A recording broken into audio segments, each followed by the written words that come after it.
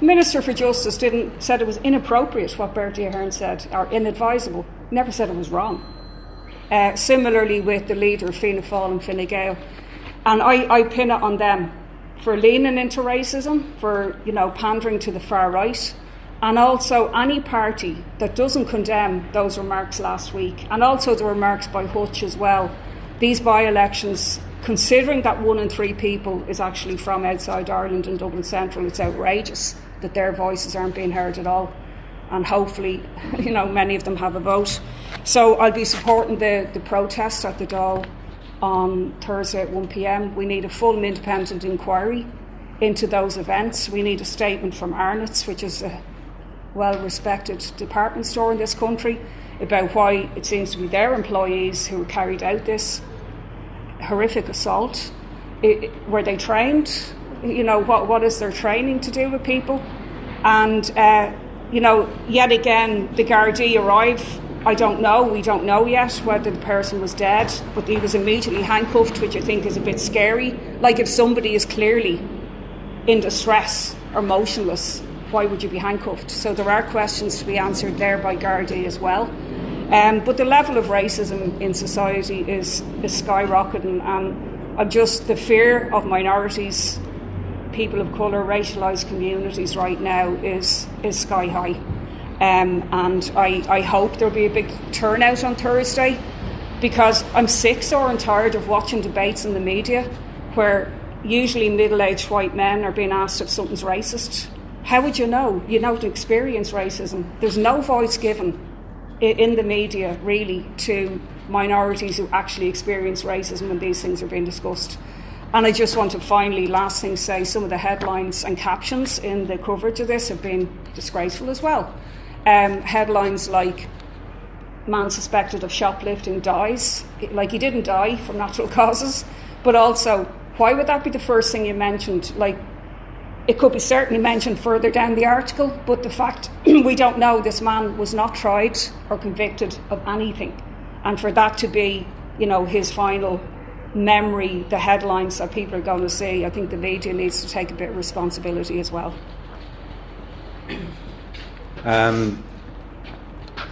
Once again, we are witnessing the bitter fruits of the impunity that the Israeli regime has been allowed by every country in Europe, all the Western world, as it demonstrates, again, that there are no red lines, there are no crimes it won't commit, there are no rules that Israel won't break.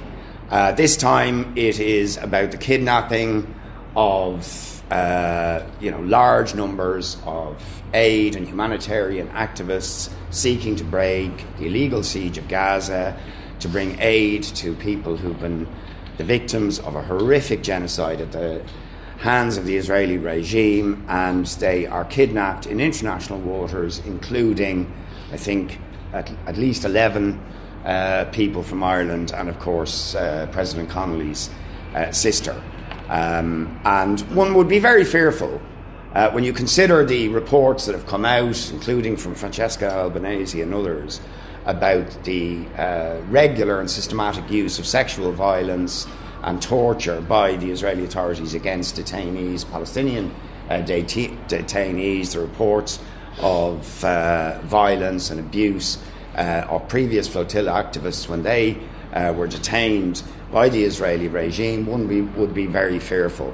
But it is the impunity that Israel has been given by Western countries, including this country, that emboldens Israel to commit these kinds of acts, now including against another group of Irish citizens, but all of those who've been captured and detained illegally in international waters. And it is why we are urging people to get out on the streets tomorrow at 5:30 outside the Dáil, to call on the government to reconsider what we think is their shameful decision not to support the Sanctions Against the State of Israel bill, which is precisely a bill that says that a state that is guilty of violations of the Genocide Convention, of the apartheid, international laws on apartheid, on international law on so many fronts, but including the kidnapping and piracy on the high seas in international waters of large numbers of people trying to bring aid to Gaza. It's disgraceful that the Irish government won't put any sanctions, and we would urge them to publicly and strongly condemn what Israel is doing, but to demand action against Israel. I mean, there has to be consequences, otherwise Israel is not going to stop committing the crimes that it is committing flagrantly every day, day in, day out. Obviously, what the flotilla activists are suffering is, a dim echo of what the Palestinian people of Gaza and Palestinians generally have been suffering for the last 3 years, and indeed for decades, at the hands of the Israeli regime. So impunity for the rogue state of Israel has to end, and the government need to speak up, and they need to support sanctions against this barbaric regime, for whom there seems to be no rules at all. It's incredible. I mean, just think about it, if any other regime captured a load of aid activists in international waters, there would be outrage. There would be outrage. There'd be certainly sanctions, and there would probably be threats of military action by Western governments. And yet, against Israel, nothing. No action, nothing. Excuses and playing it down. Secondly, I just want to highlight the shocking, or the disgraceful but completely predictable increase in evictions that are taking place. More than 51% jump in the amount of evictions this year as against last year, as a direct consequence and the predictable consequence of the government's new legislation, which introduced the concept of landlords being allowed to raise rent to market rents. And lo and behold, we have a massive surge in evictions as greedy landlords decide we can get more rent if we evict people. I warned in the debates that one of the things that would result from this legislation is people being evicted because they're overcrowded. That's exactly what's happening in my office. I've never seen it before. We've always had evictions on the grounds of sale. We had some, although there's more of it now, of evictions on the grounds of refurbishment. But the new phenomena is evictions on the ground of overcrowding. So it's bad enough you're overcrowded, but now you're going to be evicted and made homeless because you're overcrowded. And that is allowed under the legislation, and it's being done because the landlord knows they can increase the rent by a huge margin because of the legislation the government have passed. So it's clear that the government have done